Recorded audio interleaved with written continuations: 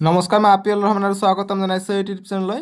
আজি আমি পঢ়িম ক্লাছ 9ৰ মেথছৰ অনুশীলনী 15.1ৰ আমি যোৱা ভিডিঅ'ত 6 নম্বৰলৈকে কৰিছোঁ। আজি আমি 7ৰ পৰা যিমানখিনি প্ৰশ্ন আছে সকলোখিনি কৰিম, ঠিক আছে। 11, 12, 13লৈকে আছে প্ৰশ্ন, চ' 13লৈকে কৰিম। আমাক 7 নম্বৰ প্ৰশ্ন কৈছে যে পৰিসংখ্যা বিজ্ঞান বিষয়টোৰ সম্পৰ্কে ছাত্ৰ ছাত্ৰীৰ মনোভাৱ জনাৰ উদ্দেশ্যে 200 গৰাকী ছাত্ৰ ছাত্ৰীৰ মাজত এটা জৰীপ চলোৱা হৈছিল। প্ৰাপ্ত তথ্যসমূহ নিম্নোক্ত তালিকাত উল্লেখ কৰা হ'ল। গতিকে কি কৰিছে, পৰিসংখ্যা বিজ্ঞান বিষয়টো প্ৰিয় অৰ্থাৎ ভাল পায় 135 গৰাকী আৰু বেয়া পায় অৰ্থাৎ অপ্ৰিয় হৈছে 65 গৰাকী। চ' গতিকে এইবিলাকৰ এতিয়া সম্ভাৱিতা ওলাব কৈছে। এতিয়া কৈছে যাদৃচ্ছিকভাৱে বাছনি কৰা এজন ছাত্ৰ বা ছাত্ৰীৰ ক্ষেত্ৰত সম্ভাৱিতা ওলোৱা যাতে তেওঁ পৰিসংখ্যা বিজ্ঞান ভাল পায়, আৰু 2 নম্বৰ তেওঁ ইয়াক ভাল নাপায়, মানে অপ্ৰিয় ইয়াৰ। গতিকে আমি কেনেকৈ ওলাম? চ' তোমালোকৰ এইটো ভিডিঅ'ত তোমালোকৰ ক্লাছ 9ৰ গণিতৰ অন্তিমটো ভিডিঅ'। তোমালোকে এতিয়া নেক্সট ক্লাছ 10ত গৈ মোক লগ পাবা তোমালোকৰ গণিতত, ঠিক আছে। তোমালোকৰ সকলো চেপ্টাৰে কৰি দিয়া হৈছে, সকলো ছাবজেক্ট অসমীয়া, হিন্দী, তাৰপিছত তোমালোকৰ ছ'চিয়েল চায়েন্স, বিজ্ঞান, ইংৰাজী চব কৰি দিয়া হৈছে। ক্লাছ 9ত যেনেকৈ পাইছে ক্লাছ 7, 8ত, ঠিক একেদৰে ক্লাছ 10তো গৈ পাবা, ঠিক আছে। চেনেলটো ছাবস্ক্ৰাইব কৰি ৰাখিবা, পাই যাবা। এতিয়া আমাক কৈছে যে পৰিসংখ্যা বিজ্ঞান ভাল পায় কিমানৰ। গতিকে মুঠ ছাত্ৰ ছাত্ৰীৰ সংখ্যা আমি প্ৰথমত লিখি লওঁ। সলিউশ্যন আমি লিখিম যে মুঠ 7ৰ সলিউশ্যন যে মুঠ ছাত্ৰ ছাত্ৰীৰ সংখ্যা কিমান বুলি কৈছে? 200 গৰাকী আছিলে। গতিকে এই দুটা যোগ কৰিবা, 200 পাবা। গতিকে 200 গৰাকী ছাত্ৰ দিছে গৰাকী, ঠিক আছে। এতিয়া চাবা আমাক কি কৈছে যে পৰিসংখ্যা বিজ্ঞান ভাল পায়। গতিকে পৰিসংখ্যা বিজ্ঞান ভাল পোৱাৰ সম্ভাৱিতা ওলাব কৈছে। গতিকে আমি লিখিম 1 নম্বৰটো সলিউশ্যন যে পৰিসংখ্যা বিজ্ঞান ভাল পোৱা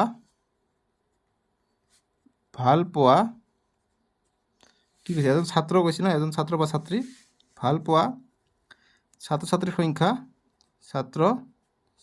সংখ্যা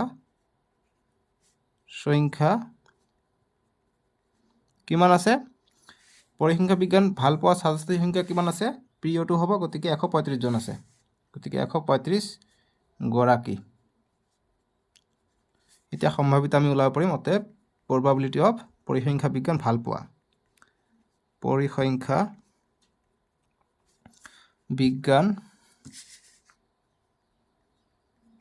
বিজ্ঞান ভাল পায়। গতিকে মুঠ আছিলে 200 গৰাকী, তাৰ ভিতৰত 135 গৰাকীয়ে ভাল পায়। বাছ এইটোৱে আমাৰ এনচাৰ। এতিয়া কটাকটি গ'লে কৰিবা, কি 5ৰে যায়, 5 4 গুণ 20 0, 5 2 গুণ 10, 5 7 35। গতিকে আৰু কটাকটি নাযায়, 27/40 এইটোৱে আমাৰ এনচাৰ 1 নম্বৰটোৰ, ঠিক আছে। এতিয়া ভাল নোপোৱাৰ কথা কৈছে 2 নম্বৰ, যে কিমান ছাত্ৰ ছাত্ৰী ভাল নাপায়, ঠিক আছে। এজন ছাত্ৰ ছাত্ৰী মানে ভাল নোপোৱাৰ সম্ভাৱিতা। চ' গতিকে লিখিম 2 নম্বৰ যে পৰিসংখ্যা মুঠ কিমান ভাল নাপায় সেইটো আগত লিখি লওঁ, যে পৰিসংখ্যা বিজ্ঞান বিষয়টো বা পৰিসংখ্যা বিজ্ঞান ভাল নোপোৱা এইখিনি এনেকৈ দিবা। ভাল নোপোৱা ছাত্ৰ ছাত্ৰীৰ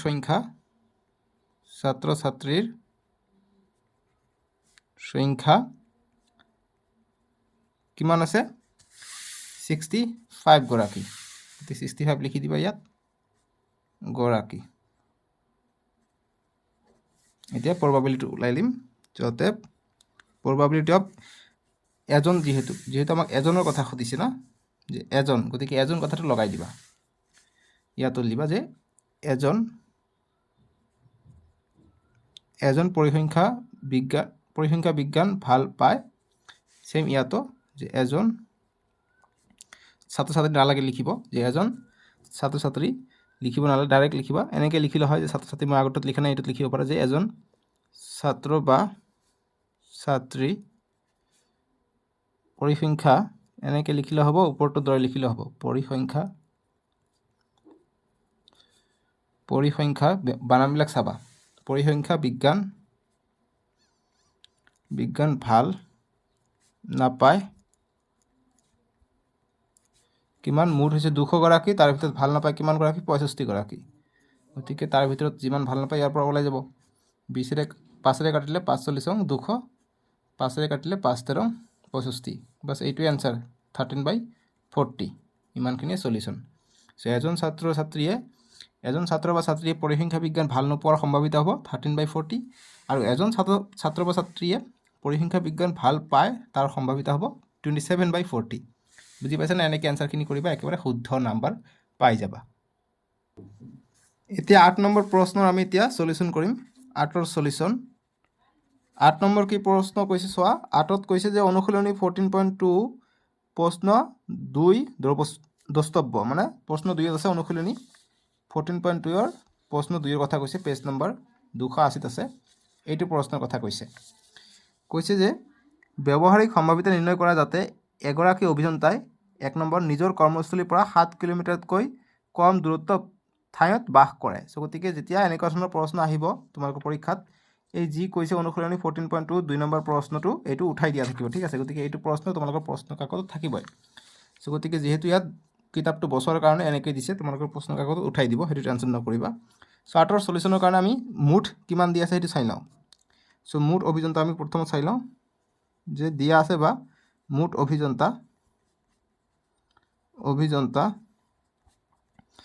অভিযন্তাৰ সংখ্যা বা মুঠ অভিযন্তা কিমান দিয়া আছে বা 2 নম্বৰ প্ৰশ্নটো এইটোৰ কথাই কৈছে।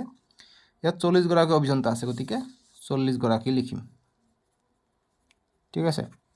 এতিয়া 1 নম্বৰটো কি কৈছে যে নিজৰ কৰ্মস্থলীৰ পৰা 7 কিলোমিটাৰতকৈ কম দূৰত্ব বাস কৰে। গতিকে 7 কিলোমিটাৰতকৈ কম দূৰত্ব বাস কৰা অভিযন্তাৰ সংখ্যা আমি ওলাই লওঁ। যে লিখিম যে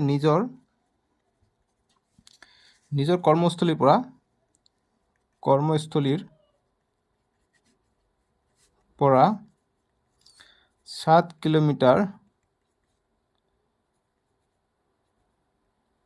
কিলোমিটাৰতকৈ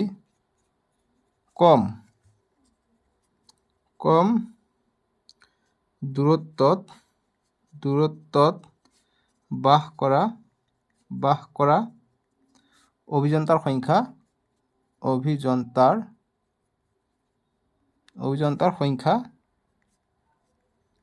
কিমানজন আছে চাবা। সেইটো প্ৰথমত ওলাই লওঁ যে 7 কিলোমিটাৰতকৈ কম কিমানজনে বাস কৰে এইখিনিৰ পৰা। গতিকে 7তকৈ কম কিমানজন আছে ইয়াত চাবা তোমালোকে, 7তকৈ কম কিমান আছে। চ' এইটো আছে 1 2 2 2 7 নহ'ব, 7তকৈ কম কৈছে 2 2 2 2 2 2 2 3 3 3 3 3 3 4 4 5 5 6 6 6 7 7 7 8 8 8 8 8 এইটো এটা 9জন আছে অভিযন্তা যিটো 7 কিলোমিটাৰতকৈ কম। গতিকে সংখ্যাটো কিমান পালোঁ 9। এতিয়া আমি সম্ভাৱিতা পাই যাম, যাতে প্ৰবাবিলিটি অফ নিজৰ বা ডাইৰেক্ট লিখিব পাৰিবা এনেকৈ যে 7 কিলোমিটাৰতকৈ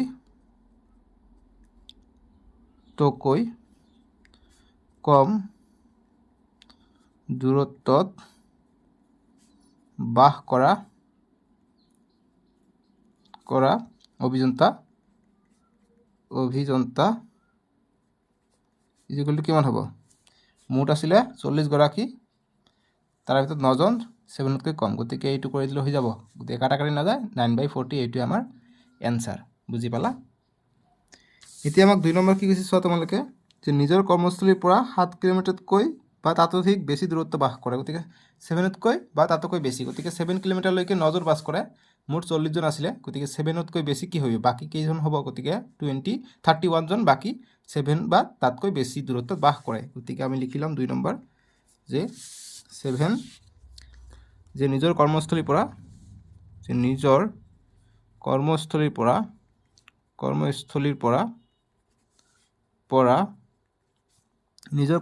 পৰা 7 কিলোমিটাৰতকৈ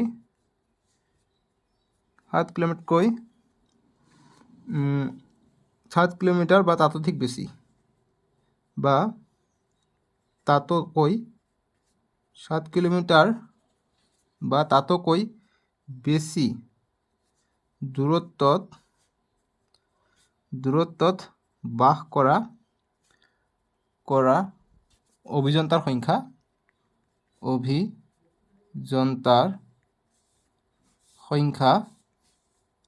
কিমান হ'ব? মুঠ আছিলে 40গৰাকী তাৰে 7 কিলোমিটাৰতকৈ কম বাস কৰে 9জন, গতিকে বাকী কেইজন থাকিল 31জন থাকিলে, গতিকে 31গৰাকী হ'ব। ঠিক আছে, এতিয়া প্ৰবাবিলিটি ওলাব পাৰিম। গতিকে প্ৰবাবিলিটি অফ সম্ভাৱিত অফ নিজৰ কৰ্মস্থলীৰ পৰা ডাইৰেক্ট লিখিব পাৰে এনেকৈ যে 7 কিলোমিটাৰতকৈ বা তাতকৈ বেছি, জাষ্ট অকণমান লিখিব লাগে, বেছি দূৰত্বত বাস কৰা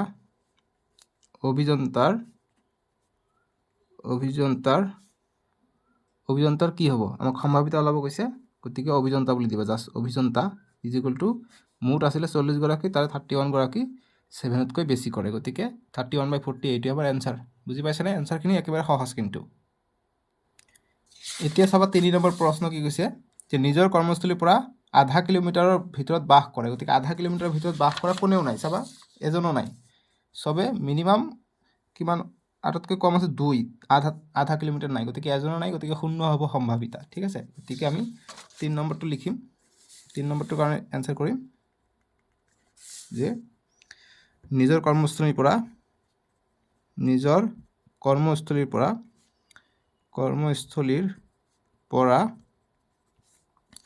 আধা কিলোমিটাৰ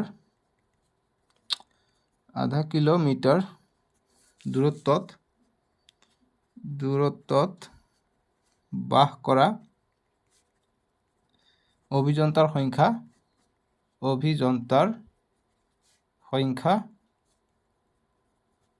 যিগুলো কিমান হ'ব, এজনো নাই, গতিকে 0, গতিকে প্ৰবাবিলিটি কি হ'ব, গতিকে পি অফ সেম কথা লিখিব লাগিব যে নিজৰ কৰ্মস্থলীৰ পৰা বানামকেইটা কেছনতো চাই ল'ব পাৰিবা যদি বুজি পোৱা নাই, কৰ্মস্থলীৰ পৰা আধা বা হাফ কিলোমিটাৰ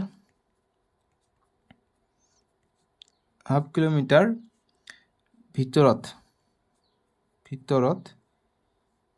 কিলোমিটাৰ ভিতৰত কৈছে, দূৰত নহয়, ভিতৰত লিখিবা, ভিতৰত বাস কৰা, আধা কিলোমিটাৰ ভিতৰত বাস কৰা অভিযন্তাৰ সংখ্যা, বাস কৰা কিমান হ'ব, 40গৰাকী আছিলে, এজনো নাই, 0, গতিকে কি হ'ব, এনচাৰটো হ'ব 0, বাছ 0 প্ৰবাবিলিটি হয়, আমি প্ৰবাবিলিটি 0 আৰু 1ৰ মাজত থাকে, মনত ৰাখিবা। ঠিক আছে, চ' এইখিনি এনচাৰ কৰিলোঁ।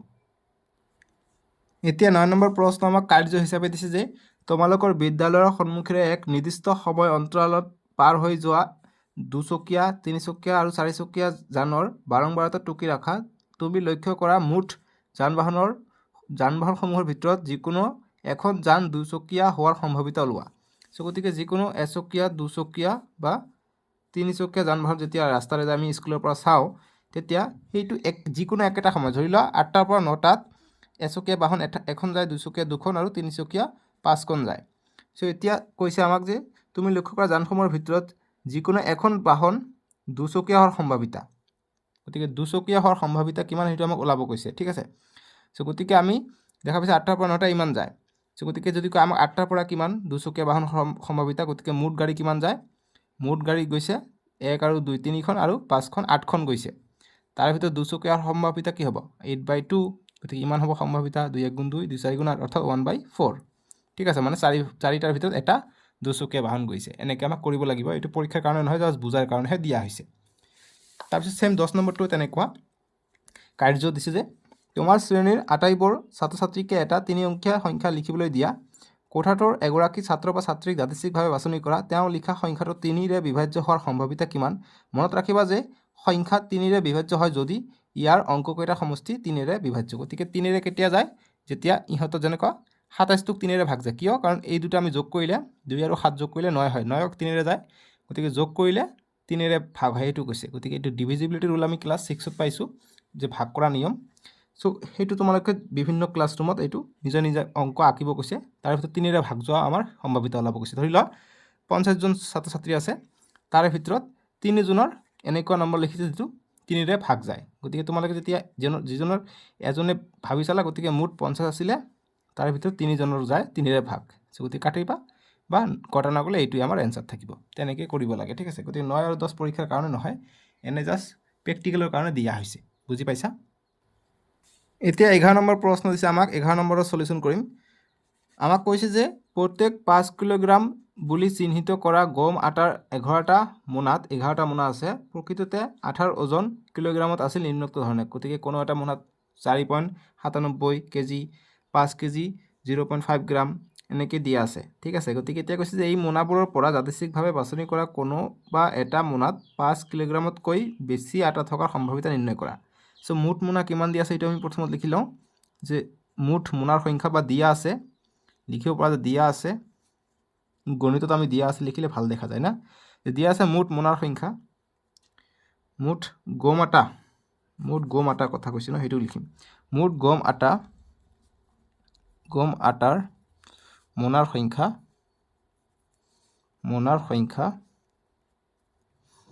গম আটাৰ মোনাৰ সংখ্যা ঠিক আছে কিমান 11টা কৈছে 11 লিখিম এতিয়া আমাক কৈছে 5 কিলোগ্ৰামতকৈ বেছি হোৱাৰ সম্ভাৱিতা গতিকে 5 কিলোগ্ৰামতকৈ বেছি কেইটা আছে চাই লওঁ সো 5 কেজিতকৈ 5 কিলোগ্ৰামতকৈ বেছি থকা গম আটাৰ মোনাৰ সংখ্যা কিমানটা আছে 5 কিলোগ্ৰামতকৈ বেছি সো এইটো কম এটা আছে দুটা তিনিটা 5 কিলোগ্ৰামতকৈ বেছি কৈছে এইটো হ'ব নোৱাৰে তিনিটা হ'ল চাৰিটা পাঁচটা ছটা সাতটা আছে 11টাৰ ভিতৰত সাতটা আছে সাতটা যেটো 5 কিলোগ্ৰামতকৈ বেছি আছে গতিকে এতিয়া আমি সম্ভাৱিতা ওলাব পাৰিম গতিকে পি অফ এটা মোনাত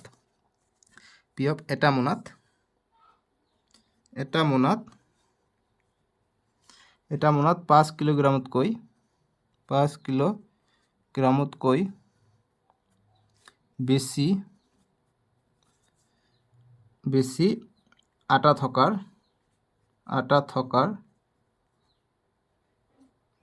সম্ভাৱিতা বা আটা থাকে সম্ভাৱিতা নিৰ্ণয় কৰা গৈছে গতিকে আটা থাকে বুলি দিম 5 কিলোগ্ৰামতকৈ বেছি আটা থাকে ইজিকল থাকে বানানটো ভালকৈ দিবা কিমান হ'ব মুঠ 11টা মোনা তাৰ ভিতৰত 7টা মোনাত 5 কিলোগ্ৰামতকৈ বেছি আঠা আছিলে গতিকে 7/11 এইটোৱে আমাৰ এনসাৰ 11 নম্বৰটো সহজ একেবাৰে 12 নম্বৰ প্ৰশ্ন আমাক দিছে যে অনুশীলনী 14.2 প্ৰশ্ন 5ত কোনো এখন মহানগৰী 30 দিন ধৰি প্ৰতি ppm পাৰ্টছ পাৰ মিলিয়ন বায়ুত সালফাৰ ডাই অক্সাইডৰ গাঢ়তা সম্বন্ধী এখন বাৰম্বাৰতা বিভাজন তালিকা প্ৰস্তুত কৰিবলৈ তোমালোকক কোৱা হৈছিল এই তালিকাৰ সহায়ত উক্ত দিনবোৰৰ যিকোনো এটাত সালফাৰ ডাই অক্সাইডৰ গাঢ়তা 0.12 পৰা 0.16 অন্তৰালত থকা সম্ভাৱিতা ওলাবলৈ কৈছে তো তোমালোকক প্ৰশ্ন নম্বৰ 5ত কৈছে অনুশীলনী 14.2ৰ কোৱেশ্চন নম্বৰ 5টো হৈছে এইটো ঠিক আছে পেজ নম্বৰ তোমালোকে 281 পাই যাবা সো এইটো আমাক সালফাৰ ডাই অক্সাইডৰ গাঢ়তা দিয়া আছে আমাক ইয়াত ঠিক আছে গতিকে এইখিনি দিছে আমাক তথ্য এটা আমাক সম্ভাৱিতা ওলাব কৈছে কি হয় তোমালোকে চাবা 0.12 পৰা 16 অন্তৰালত কিমান আছে গতিকে আমি প্ৰথম গণি চাম যে 0.12 16 অন্তৰালত কিমান আছে সো মুঠ কিমান আছে 30 দিন গতিকে এইটো কথা আমি লিখি লম প্ৰথমত যে 12 সলিউশন যে মুঠ দিনৰ সংখ্যা 30 দিন ধৰি চলাইছিল মহানগৰীত মুঠ দিনৰ সংখ্যা হৈছে 30 দিন দিব পৰা নিদিলে কথা নাই দিন যেহেতু দিছো মুঠ দিনৰ সংখ্যা 30 দিলে হ'ব এতিয়া অন্তৰালটো দিছে এইটো গতিকে 0.12 পৰা 0.16 অন্তৰালত সালফাৰ ডাই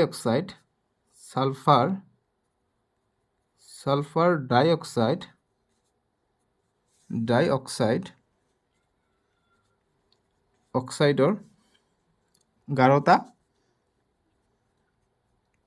গাঢ়তা আছিল কিমান দিন আছিল চাবা যিমান দিন আছিল আমি লিখিম যে ইমান দিন কিমান দিন আছিল যেটো 12 পৰা 16 ভিতৰত আছে ইয়াত চোৱা 5 নম্বৰটোৰ কথা কৈছে গতিকে 12 পৰা 16ত কেইদিন আছে চোৱা 12 পৰা 16 গতিকে 16 ল'ব নোৱাৰি 12 পৰা 16 কৈছে গতিকে 12 পৰা 16 এইটো এটা 12 পৰা গতিকে এইটো এটা দুটা 12 পৰা 16 আৰু নাই দুটা দিনহে সালফাৰ ডাই অক্সাইডৰ গাঢ়তা 0.12 পৰা 0.16 ভিতৰত আছিল তাৰ বাকিকেইটা কম বা বেছি আছে গতিকে দুটা আছে গতিকে আমি দুটা বুলি লিখিম গতিকে 2 দিন আছিল এতিয়া প্ৰবাবিলিটি আমি নিশ্চয়কৈ ওলাব পাৰিম গতিকে প্ৰবাবিলিটি অফ আমাক যি কৈছে যে সালফাৰ ডাই অক্সাইডৰ গাঢ়তা গতিকে লিখিম পি অফ যে দেয়াৰ ফৰ পি অফ যে সালফাৰ ডাইঅক্সাইডৰ 11টা সালফাৰ ডাই অক্সাইডৰ 11টা 0.12 পৰা 0.16 ppm বা অন্তৰালত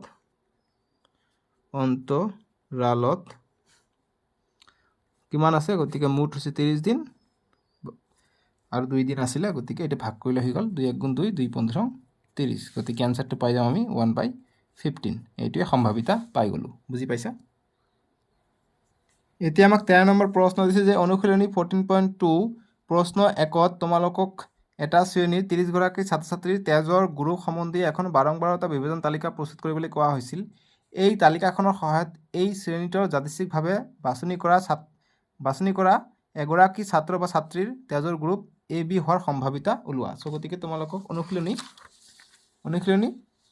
14.2 ৰ 1 নম্বৰ প্ৰশ্নৰ কথা কৈছে এইবাৰ পেজ নম্বৰ 280 তে আছে 280 তে আছে সো গতিকে তোমালোকক টেবিলটো বনাব দিছে তো আমি যেতিয়া 14.2 ত আমি কৰিছো অলৰেডি আমি টেবিল বনা শিকিছো যে মান কেইটা শ্ৰেণী অন্তৰাল দিব লাগে যেনেকৈ এইটোত শ্ৰেণী অন্তৰাল দিব লাগিছিলে তাৰপিছত কি বাৰম্বাৰতা দাগ চিহ্ন এইবিলাক দি আমি কৰিছিলো নহয় জানো সো ইয়াতো আমি তেনেকৈ কৰিছিলো সো শ্ৰেণী অন্তৰাল ডাইৰেক্ট বাৰম্বাৰতা লিখিছো তোমালোকে দাগ চিহ্ন ব্যৱহাৰ কৰিব পাৰা গতিকে পৰীক্ষা যদি এক্সট্ৰাকে মাৰ্ক থাকে তোমালোকে টেবিলটো আঁকাবা যদি এক্সট্ৰাকে মাৰ্ক না থাকে তোমালোকে 1 নম্বৰ বা 2 নম্বৰ যদি থাকে তোমালোকে ডাইৰেক্ট মই যেনেকৈ আনসাৰ কৰি দিছো তেনেকৈ আঁকাবা আৰু যদি 3 নম্বৰ বা 4 নম্বৰ দিয়ে তাহলে আমি 14.2 যেনেকৈ প্ৰথমত টেবিলটো আঁকাইছো টেবিলটো আঁকাই লবা ঠিক আছে কিন্তু জেনাৰেলি ইমান মাৰ্ক নাহে 2 নম্বৰৰ কাৰণে বা 1 নম্বৰৰ কাৰণে আহে সো টেবিলটো আঁকাব দৰকাৰ নাই আমাক কৈছে বাৰম্বাৰতা বিভাজন তালিকা প্ৰস্তুত কৰিবলৈ কোৱা হৈছিল সো বাৰম্বাৰতা বিভাজন তালিকা প্ৰস্তুত কৰিবলৈ কৰি তোমালোকে কৰিব পৰা নকৰিও কৰিব পৰা একো কথা নাই ঠিক আছে যেনেকৈ মই কৰি দি আছো তেনেকৈ কৰিলে হৈ যাব সো আমাক কৈছে এইটোত 14.1 নম্বৰত কৈছে যে এই তালিকাখনৰ সহায়ত এই শ্ৰেণীটোৰ যাদৃচ্ছিকভাৱে বাছনি কৰা এগৰাকী ছাত্ৰ বা ছাত্ৰীৰ তেজৰ গ্ৰুপ এ বি হোৱাৰ সম্ভাৱিতা সো এ বি হোৱাৰ ইয়াৰ কিমানটা এ বি হোৱাৰ সম্ভাৱিতা আছে গতিকে ইয়াত আমি যে চাব যাওঁ 1 2 3 জনৰ এ বি আছে গতিকে 3 জনৰ এজনৰ হলে কি সম্ভাৱিতা আমি নিশ্চয়কৈ ওলাব পাৰিম গতিকে মুঠটো চাই লওঁ যে মুঠ কিমান গৰাকী ছাত্ৰ-ছাত্ৰী আছিলে মুঠ ছাত্ৰ-ছাত্ৰী ইজ ইকুৱেল টু 30 গৰাকী আছে 30 গৰাকী এ বি কিমান আছে লিখিম এইটো যে এ বি তেজৰ গ্ৰুপ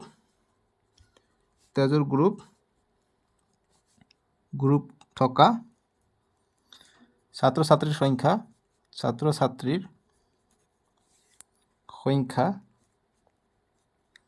কিমান আছে এ বি তেজৰ গ্ৰুপ থকা ছাত্ৰ-ছাত্ৰীৰ সংখ্যা কিমান আছে এজন দুজন তিনিজনৰ আছে গতিকে তিনিজন লিখিম এতিয়া সম্ভাৱিতা পাই যাম গতিকে এতিয়া পি অফ অৰ্থাৎ সম্ভাৱিতা প্ৰবাবিলিটি পি অফ এজন ছাত্ৰ